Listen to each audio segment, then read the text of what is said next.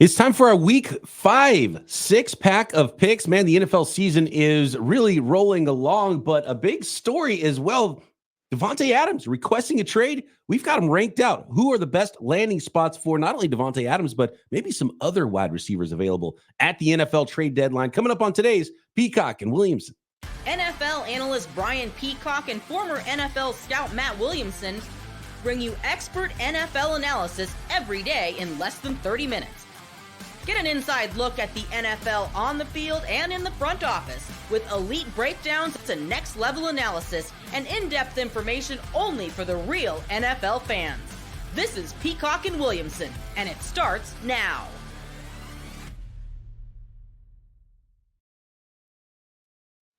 Welcome to the Peacock and Williamson NFL Show. Brian Peacock alongside Matt Williamson at BD Peacock at Williamson NFL. Thanks, everybody, for making us your first listen on the Locked On Podcast Network, your team. Every day, we love our everydayers out there, and welcome to all the new listeners daily on Peacock and Williamson. Make sure you subscribe. Helps us out a lot, and even a lot of everydayers out there. I can see the numbers. You're not subscribed, so do what that now. Hit that subscribe button. Come on YouTube or wherever you are listening to this podcast. Today's episode of Peacock and Williamson is brought to you by FanDuel. All you got to do is place your first $5 bet at FanDuel, and you'll get started with $200 in bonus bets guaranteed. Visit FanDuel.com to get started. All right, here we go. Trade season happened a little early. I mean, we'll see what trades end up happening, Matt, but kind of something that seemed like could be a possibility this year is already coming out after 4 weeks of the season. Davante Adams is requesting a trade from the Las Vegas Raiders. Seems like the Las Vegas Raiders are amenable to maybe facilitating that trade. And so there's a lot of angles with this one, Matt. And there's a couple of angles. Well, first, let's go to the reporting. Adam Schefter. Yep. Sources to ESPN say Raiders have informed other teams they would consider trading wide receiver Davante Adams for a package that would include a second-round pick and additional compensation. So we're a second-rounder plus. So teams don't have to drop a first-rounder. This is still a guy who's considered one of the top wide receivers in the NFL. And Davante Adams has told the team 32 years old. Yeah, 32. He prefers to be traded, too. And so groundwork is there from all reporting, whether it's Garofalo, Ian Rappaport.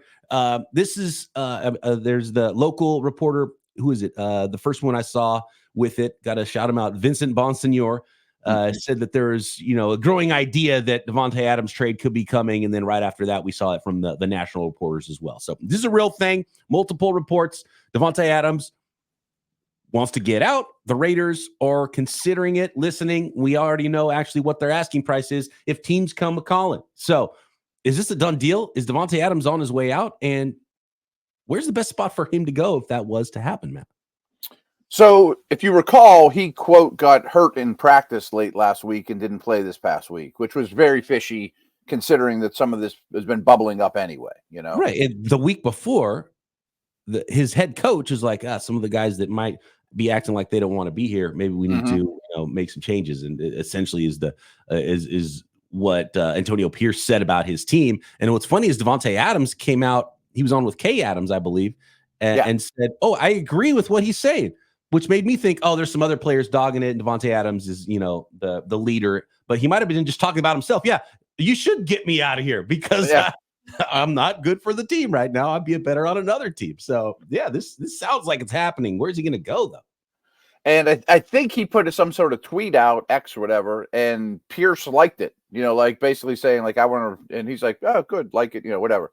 Anyway, I still think he has a lot of football left in him, and he will age gracefully because he's such a technician. He'd help a lot of teams. I came up with 10 teams, and I didn't do a lot of salary cap, conversations with them or all that. They may not all financially quite work, but these were 10 teams I thought should at least call. And most teams are looking at this like a rest of year rental, because he's like a $35 million cap hit after this year.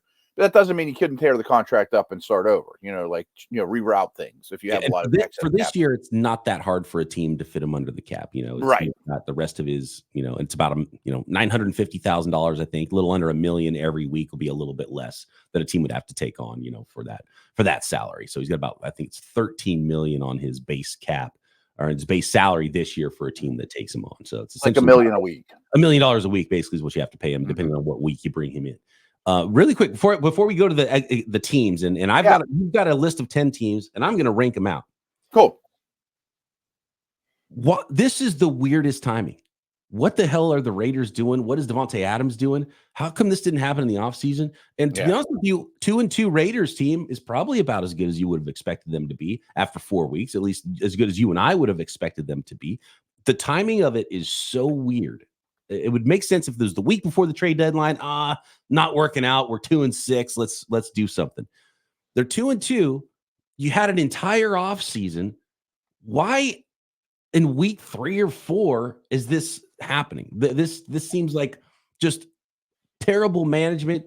Davante Adams, if you request a trade, do it when it's a better better time for you to be traded. Do it before the draft. What is new about this? What's changed? Yeah. And so terribly mismanaged from the Raiders side and probably Davante Adams side, I think, for this to be now the time that it comes out. None of that makes sense to me at all. So I know some Raider fans don't particularly love me, and I don't always say that many great things about that organization, but I don't think it's a very well-run organization. I mean, the owner inherited from a great football mind, and doesn't mean he's a good owner, and doesn't hire great people necessarily. And they don't win a lot of games pretty much for decades now. I mean, I think that there's something to that.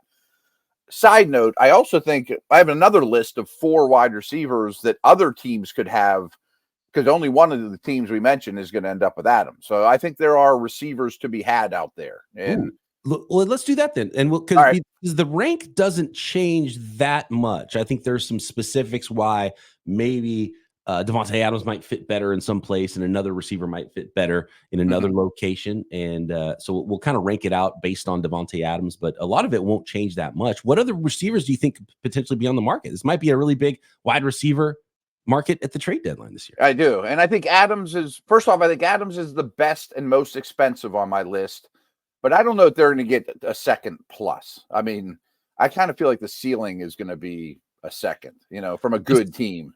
I mean, a plus could be a future 6th too. Yeah. It could be spare change player. I mean, I could see even a 3rd and a 5th or something like even a second is we're trading for a player that's going to be around next year too. Right, that's the thing. Is just 13 games of Davante Adams for a contender. I'll probably hang on to my second. But okay, here's the other names I think that could be had. Amari Cooper. I do not think he'll be a Brown next year. Christian Kirk. I mean, that team's an utter disaster. They just drafted a 1st-round receiver. DeAndre Hopkins. I mean, a certain type, but I don't think he'd be very expensive at his age, but as a number 2. And Deontay Johnson, who's up after this year as well. And I understand he's doing well with them, and they just traded for him, but they seem to like Mingo and Leggett, and they need all the picks they can get. So I think all 4 of those could be had at the right price. And I'm sure I could find other names, Darius Slayton and guys that aren't, true starters, difference maker types, What about T. Higgins with the way the Cincinnati Bengals season has gone? It has to get a little worse. Okay. That's my hunch. There's plenty of time for that to happen before the deadline. Yeah. But if they're a 1-win team into, Halloween, then I think you do have to add T. Higgins to the list. Yeah, I thought about him, but I'm like, it's a little early. They could turn things around. They have high hopes. The offense is good. So, should we go to break here before we start going? Yeah. Okay. Let's name the teams, rank them out next. Landing spots for Davante Adams and potentially one of the other 4 or 5, 6, 7, 8 wide receivers that could potentially be on the move before the 2024 NFL. Could Brandon Cooks move? I mean, Dallas would have to kind of go down the toilet too. keep piling on the names, man. This is fun. Yeah, right. There's probably a lot. Let's make the NFL trade deadline fun. Let's make it like the MLB and NBA. Let's do it. It's getting better year by year. It is. So could be some movement this year. Could be the greatest trade deadline of all time in the NFL in 2024. Which teams could jump in on this Davante Adams trade next? This episode of Peacock and Williamson is brought to you by Prize Picks. And guess what? At Prize Picks, you can now win up to 100 times your money on Prize Picks with as little as 4 correct picks. Prize Picks is the place to play DFS. It's the easiest and most fun place to play DFS. I love it. All you do is you pick more or less on stat projections on prizepicks.com. You're not playing against other players. It's just those stat predictions. And you pick 2 or more, and you pick more or less than on those stat projections at Prize Picks for individual players. And you sign up today and get $50 instantly too when you play your first $5 at Prize Picks. You don't even need to win on the first $5 play to get that $50 bonus. It's guaranteed. There's also tons of weekly promotions, by the way. Taco Tuesday. Each Tuesday, Prize Picks discounts select player projections up to 25% to provide even more value for your lineups. So download the app today. Use code LOCKEDONNFL to get $50 instantly when you play your first $5 lineup. Again, that's $50 instantly when you play $5 at prizepicks.com using code LOCKEDONNFL. That is prizepicks.com.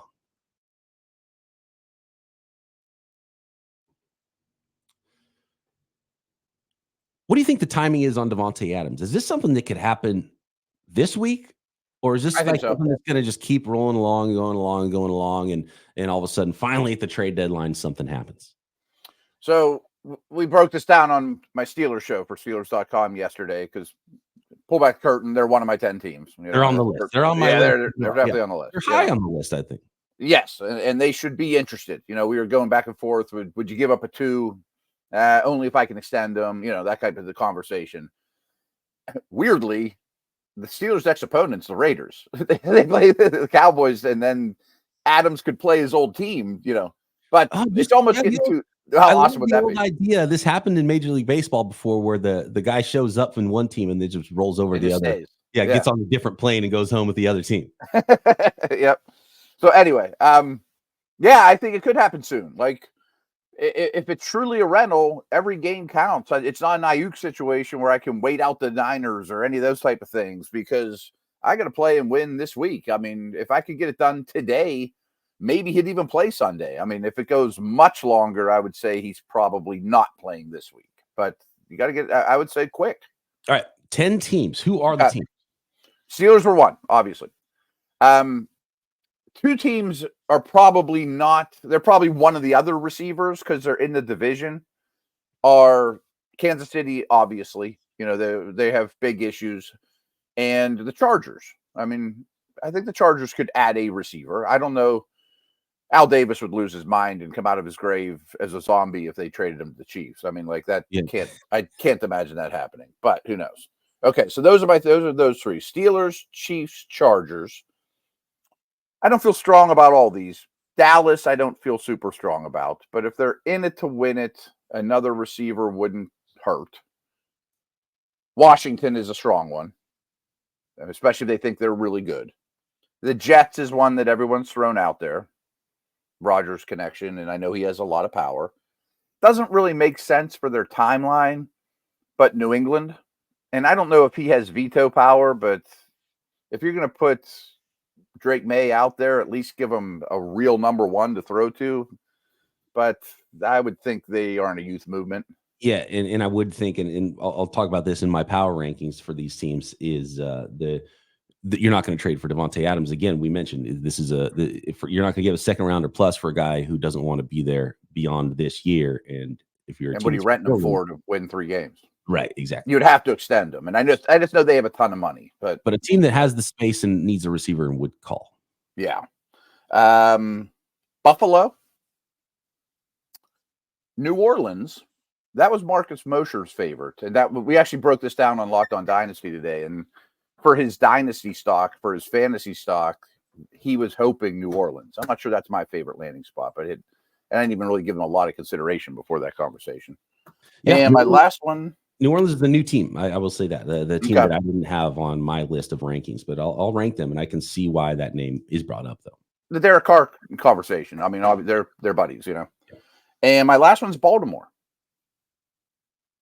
Good one, great one. They're high on my list as well. So okay, those Did are I the miss 10 any teams. on yours? Yeah, I'm going to rank the teams, and actually, the last team you mentioned is number one for me. Is the Buffalo Bills. Okay. I watched last week as the passing game floundered a little bit for the Buffalo Bills and Josh Allen, and he could just really use that number one wide receiver. He clearly doesn't have it, and it would take that team to another level. Yep. And I think the Bills could utilize that the most, and they need to be able to go play a team like the Ravens and then hit them with some haymakers because they got blasted in that game. And obviously, you're going to have to go up against the Chiefs in the playoffs. You're going to have to go up against a lot of teams in the playoffs. The Buffalo Bills, I just want to see that talent combination too with Davante Adams and Josh Allen. So they're actually my number one team. I totally get that, and I thought that for fantasy, if he goes there with Allen throwing the ball, that would be tremendous. We did have the conversation though on Locked On Dynasty about philosophically they've gotten away from a number one, trading Diggs, spread the ball around, but that doesn't make it right. Or you turn your nose up at a guy like him, and you're like, "Hey, Josh Allen, what do you think about our idea of not having a super talented wide receiver, a number one wide receiver?" And Josh Allen said, "Yeah, I don't know if I love that. Let's get a number one wide receiver." Hey, Josh Allen, what do you think about not having Davante Adams or having Davante Adams? Which do you prefer? Yeah. You know? Like, oh yeah, we don't want I don't want Davante Adams. Are you kidding me? Right, he's just open all the time. That makes a lot of sense. And then I think number 2 and 3 are kind of in a tie, and this is a bidding war. And it reminds me a little bit of when the Niners and Rams got into a bidding war for Christian McCaffrey at the trade deadline. And the winners in that were the Carolina Panthers because they were able to just get a little more like, okay, let's get that extra 4th round pick in here on this one. And so the Ravens and Steelers in the AFC North, I could see a bidding war there. And I could see both of those teams being teams that Davante Adams would say, yeah, okay, I could see myself going there, playing for Mike Tomlin, one of the places that Brandon Ayuk said he wanted to go to, and that the Steelers were very interested in bringing in that talent. So from a need perspective, from clearly a willingness perspective, that all makes sense with the Steelers and the Ravens as well. And could each one of those teams bid a little more and win it because they're trying to keep him away from the other guy at the same time? Yeah, I think they're both good fits. Like he's a nice upgrade over Bateman, and as everyone moves down, one notch on the ladder. And it's only been 4 games, but like Pickens has gotten AJ Terrell, he's gotten Surtain. Like, and as much as the Steelers want to run the ball, and I guess it's definitely true for Baltimore. All the heavy personnel, all the tight ends and fullbacks and stuff you get from these teams, it makes it awful tough to crowd the box with Pickens and Adams or Flowers and Adams. You know what I mean? All of a sudden, it just keeps you honest. Running quarterbacks. Number 4 for me is the New York Jets. I don't think there's that much of a need for a wide receiver there, but I'm sure Aaron Rodgers could wield his power. And I mean, do you even at this point, do you dangle Garrett Wilson in that trade? Do you say, okay, how about this, Raiders? You actually give us a pick. We'll send you Wilson, and then we'll take Davante Adams off your hands. And then you just kind of go all in with the Aaron Rodgers thing, and you got his receivers from Green Bay there and Lazard and because Adams, sign Randall Cobb. Right. Yeah, exactly. I don't think the Jets need a receiver, which is why they're not that high on this list. Yeah, I don't either. A lot. And I have them ahead of the Chiefs just because I don't think there's any way in hell the Raiders would trade Davante Adams to the Kansas City Chiefs. So I also think they're really cash strapped too. If it wasn't the Raiders, if Davante Adams was still in Green Bay, for example, the Chiefs would be number 1. They'd be number 1 on my list. Right. Like I think they could go get Amari Cooper or something like that. But could they make it worth their while? Could the Mark Davis isn't Al Davis? Could Mark Davis say, "Oh, this is the best offer, so let's do the best for our team"? And we're not going to compete with the Chiefs this year anyway, so let's take something from them that'll hurt them in the future, and we'll, It seems far-fetched, but if the Steelers and the Chiefs both offer you their second-round pick, I'm taking the Steelers. Yes. Of course, and so do the Chiefs then say, all right, we'll give you the 1, give us Adams and a 4. And then it's like, okay, now and I don't care he's in the division, Well, and another name I've seen thrown out there is Tyreek Hill for the Chiefs. A reunion with the way things are going in Denver. Now there's a cap situation. I almost put him on the list too. I think just signed him. Yeah, with it would have to be really bad situation for the Dolphins. They would have to get something nice back, and they would take a pretty big cap hit. So next year is the year that the Dolphins could do something with Hill with the cap.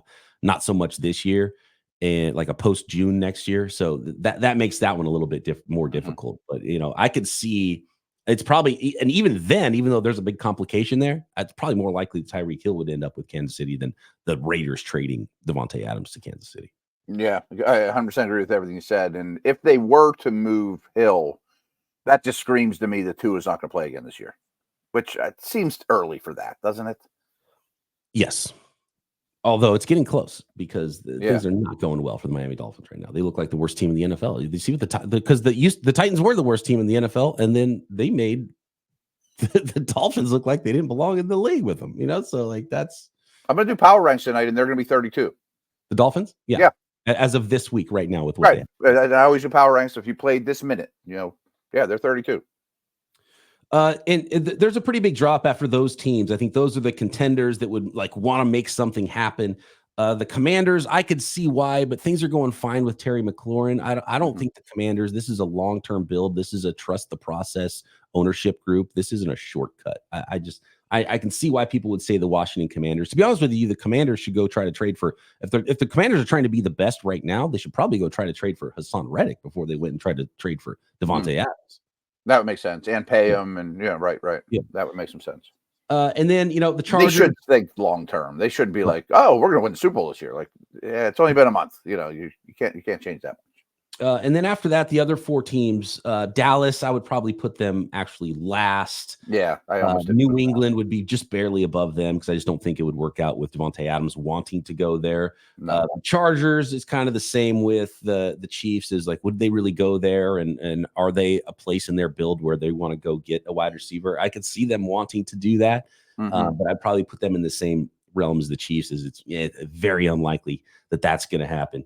And then the New Orleans Saints is an interesting one. Does he want to go? Did he want to go play with Carr that much? It didn't work out that great when he played with Carr the last time. So, and New Orleans is, do they need? They can't have the cap space, by the way, but I don't think the cap counts for them, but And do they need, is wide receiver the need? Like, is that what they need to go out and do? So, for just an aggressive organization and the Carr connection was enough to bring up, Bills, Ravens, Steelers.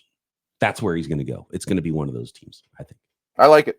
I would really want to extend him if he was a Steeler. Yeah. I mean, maybe even make him the long-term piece instead of George Pickens, because George Pickens is kind of a weirdo anyway, and you don't know exactly what that's going to end up looking like. Next, let's do our 6-pack. It's going to be a little bit of a muted 6-pack here. I don't think we'll get to 6 picks this week because we had to talk about the biggest story in the NFL. Yeah, it's good stuff. Trade request. But we're going to talk Steelers, Dallas Cowboys. We're going to talk Las Vegas Raiders at the Denver Broncos. And we are going to talk Thursday nighter Bucks and Atlanta. And we'll see if we can get all the way through the 6-pack. Next.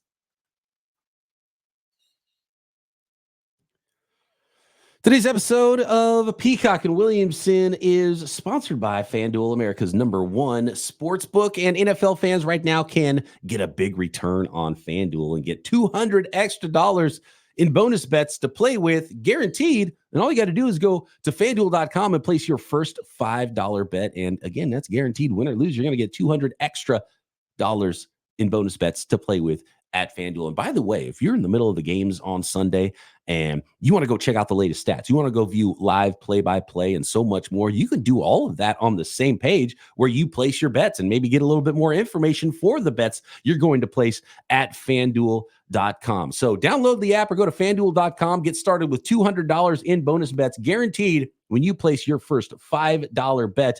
That is FanDuel, America's #1 sportsbook. Get started at FanDuel.com.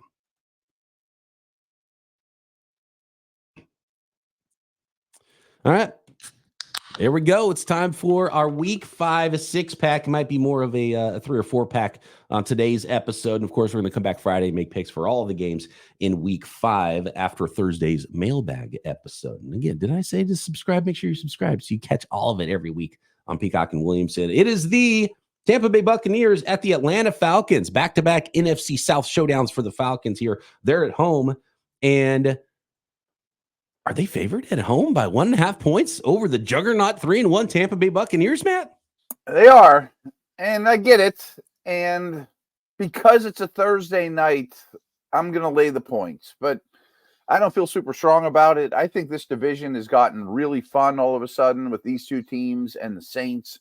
I think they could all go 1-1 against each other. You know what I mean? 2-2 against that trio, just beating up on each other, and just I just view Thursday night games so much differently. You know, a road team only getting a 1.5, and what I think are pretty close to equal teams. I'm gonna always lean towards the home team.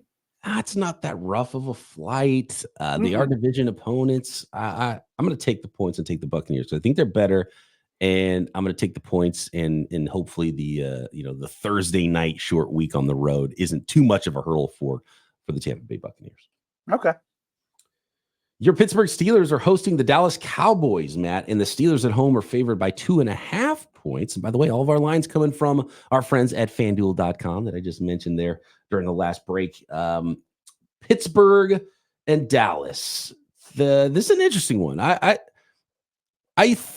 So Pittsburgh was 3-0, and I was like, are they really this good? And are they good enough offensively?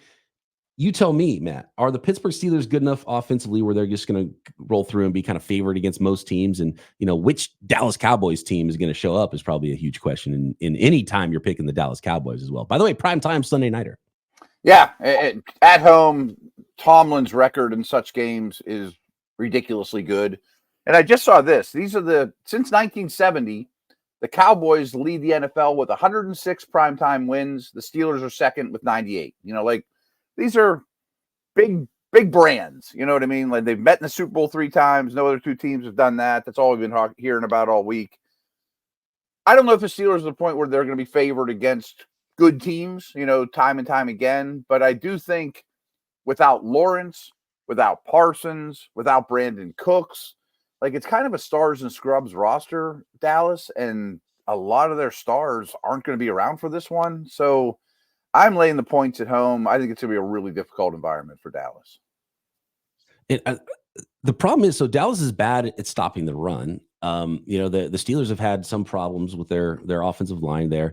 And if you had Parsons, then you're like, okay, this is where I could start to see where you draw the picture for the Cowboys to go in and, harass Justin Fields, and Parsons can chase him down when he tries to create time, get out of the pocket. But they don't have that. And so where do you hang your hat defensively if you're the Dallas Cowboys? Can you stop the run? And then if you can stop the run, can you get after the quarterback? And so I have big questions there, which is why I do like the Steelers at home by 3 at least here. So 2.5 is not too much to scare me away. Give me the Pittsburgh Steelers at home on Sunday night. Towels flying, TJ Watt coming after you. I can already envision it, Yeah, I mean, you could simplify it that much. It's like, okay, one team's got Watt, the other team doesn't have Parsons. Yeah, exactly. That's kind of how I'm leaning this one. Your best guy is not there. The Las Vegas Raiders, we just talked about them and already turmoil, and they're going to trade their best player maybe after their best offensive player at least. I think the best player on the defensive side of the ball for the Raiders, who's banged up, by the way. The Las Vegas Raiders on the road at the Denver Broncos, and it is the Broncos favored by 3 at home. Should Denver be favored by anybody with 3? I mean, I'm sure Adams won't be on the field. When we were going through these, it was like Denver's favored by a field goal. Okay, I don't know if they should be favored against anybody, but this is the Raiders right now, and is Davante going to sit again too? By the way, I assume he won't play another game as a Raider. Yeah, that's how I'm operating with this. By the way, 35.5 is the over under here, so there's not a lot of points expected, which makes me think I want to take points. I'm leaning that way too. I mean, Denver's one of those teams where it's going to be a low over under all the time, because I do think their defense is pretty good. Really tough place to play, but it's not like the Raiders haven't done it before. I just don't know if Denver should be laying that many points to anybody. I'll take the Raiders. I hate this one. I hate this one so much. I hate this one. Yeah. I am going to take. I mean, Knicks had 7 completions at halftime for -7 yards and didn't have any sacks. And they beat a better team than the Raiders. Right. There were those sacks and he had minus yards. Yeah, give me the point. I mean, you got to take just the points. Yeah. Ugh, yuck. What a terrible game. We're going to do a 4-pack today. You going to do one more? And not a 6-pack. The New York Jets at the Minnesota Vikings. We got to do the London game today. Yeah, early game, yeah. Make picks for this one. The New York Jets at the Minnesota Vikings. The Vikings not at home, but in London, favored by 2.5 points. I have no clue who it favors going overseas. I mean, the Jets have a shorter trip, but doesn't really matter. I see the Vikings are in such a better place. I mean, Rodgers is going to get hit in that game and not like it. I mean, I think that he's getting to that point in his career where, he was complaining about the weather last week and like, my bones are hurting kind of deal to him, he's going to take how long is that flight from New Jersey? Is it like 9 hours or something? How long? Probably. Yeah. So his bones will be all creaky. Does he get to have like a week extra? Like what day are they going to fly there? How many days does he have to acclimate? And so, yeah, I like Minnesota here. And Me too. The fact that the line is under a field goal and they've just been such a better team through 4 weeks. And give me the Vikings. We've seen 4 good weeks from them so far. And they're the only they might be the only team in the NFL that's like they've played good every single week. Okay, I mentioned I'm doing power ranks tonight, and Miami's going to be last. Should the Vikings be 1? I saw one on NFL.com yesterday that had them 1, and I was like, wow, but I don't think it's achieved. This is what's tough. The Vikings have played the best this year. Good, and they played good teams. Best team in the league. They've beat good teams. They've played well. They've been better defensively than I thought. Sam Darnold's been better than I thought. Sam Darnold, you have to talk about in the MVP conversation, I think, is how things have gone so far through 4 weeks. They've looked really good. Now, we know that doesn't happen for 17 weeks in an NFL season. There's a London trip. Be like, oh, man, we were flying high until that London trip, and then things kind of just got weird. Yeah. I would not favor the Vikings right now over even teams that have a loss. Like, I would still pick in a neutral site. I would pick the Bills. I would pick the Chiefs. I might put the Ravens at 1. Yeah, like the Ravens. Yeah, they were impressive last week. That's the Ravens team we thought we were going to see. So I would still pick some teams over Minnesota right now. Now, if they keep doing this week after week, I believe in what I'm seeing with the Vikings. Do I believe so much that they're the best team in the NFL? Not quite, but yeah, they played like it. They're playing the best. That doesn't mean they are the best. Like, yes, they're better than the Chiefs and Niners. You know what I mean? Like, I don't know about that. I always reference baseball with this. Like, you can be like a light hitting second baseman and get really hot, and you can hit 2 homers in back-to-back games. It doesn't mean you're Barry Bonds. You're just hitting great right now. Yeah. And I don't think that the Minnesota Vikings are. I'm trying to think of a light hitting Mickey Morandini. How about that name from the past? I don't think the Minnesota Vikings are that, but I don't think they're Barry Bonds right now. We'll find out. Maybe we find out that they are. They're Babe Ruth and Barry Bonds all wrapped into one. But they're hot. I am still going to take the Vikings though over the Jets. Me too. I don't like where the Jets are at all that much, to be honest with you. All right. Thanks for making this your first listen here on the Locked On Podcast Network. We had a little 4-pack today, and we will make all of the rest of our picks for Week 5 games on Friday's show. But for tomorrow, get those questions in for the Thursday mailbag, and we'll talk to you then right here. Peacock and Williamson.